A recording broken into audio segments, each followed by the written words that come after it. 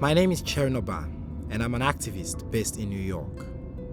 I was born and raised in Sierra Leone, a small nation on the west coast of Africa. In 2014, the Ebola virus struck, plunging my country into confusion and fear.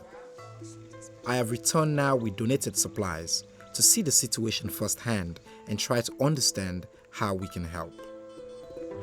As I traveled around, it became clear during and after the Ebola crisis, women and girls were going to be the most affected and most marginalized. I lost my mama, I lost my papa, I lost my big sister. Presently, now we 5 days now. Me, my big brother and my small sister, they will get 2 family picking their way, then they come it for me. For the Ebola-ravaged country, survival of the family will depend largely on girls, but with the right efforts, they can also be Sierra Leone's greatest hope of rebuilding. My journey began in Freetown, the capital. I visited Holy Trinity Girls' School, where my mother has been a teacher for 15 years. I'm stunned by how empty it is. This has been the first time in the history of this country wherein everything about school is at a standstill. Every day parents come to ask us, Mrs. Ba, when is school reopening? But we definitely don't know what is happening. With 1.2 million children out of school and at home, girls in particular may be at even greater risk for exposure to Ebola. Because of the support role that they play in the homes, women and girls have contracted the virus more than men. So we have more women dying as a result of this Ebola. Ebola will finish today, but the social problems that we are going to be encountered with is going to be huge. The long-term social problems, either caused by or intensified by the Ebola crisis, are readily apparent. What is the impact of Ebola on the life of adolescent girls? At a meeting of the Sierra Leone Adolescent Girls Network, I heard firsthand about the increasing challenges faced by girls.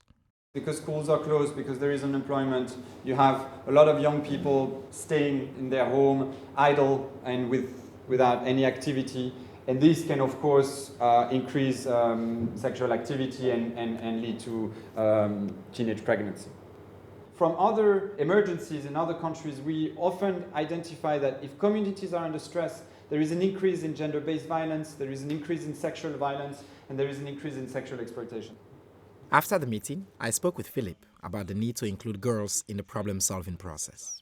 When they are empowered, they can take responsibilities, they know better how to protect themselves, they know better how to protect their peers, to protect their partner. So it's really key, their family. So it's really key to use these girls because they are at the center of the communities, although they are always the last one to benefit from services that are accessing the community. So it's key to work with them as a response to Ebola, but also as a response to maternal mortality, to unwanted pregnancies, and to all these problems that affect the communities in Sierra Leone.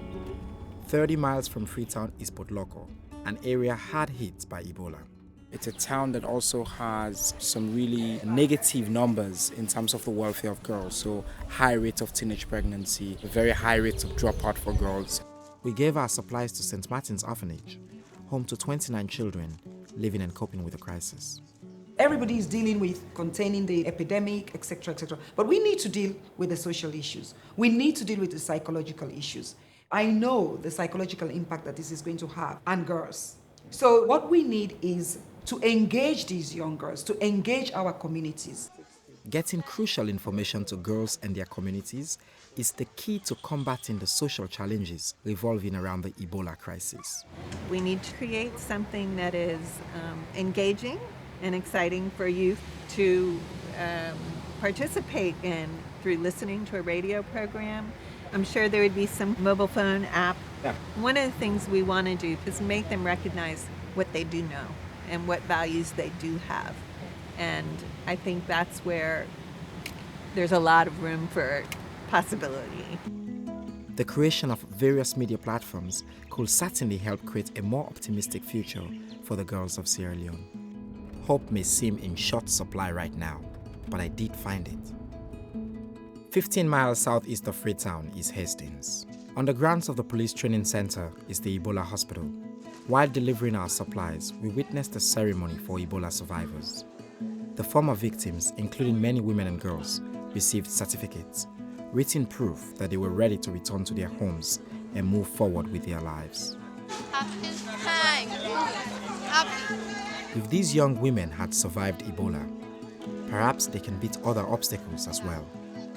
If we get out of this Ebola outbreak quickly, we will continue to address this issue of promoting girls' education, attracting them to activities that will reduce the pregnancy and other things. We really have to focus on that because the future of this country is in the youths, and I think it will be more enhanced when we encourage the girls to fully utilize the opportunities of becoming a productive and responsible citizen. My goal is to help tell the story of the invisible crisis the girls of Sierra Leone face, to raise funds and mobilize support for the dedicated agencies working to empower these girls and ultimately transform the future of my country.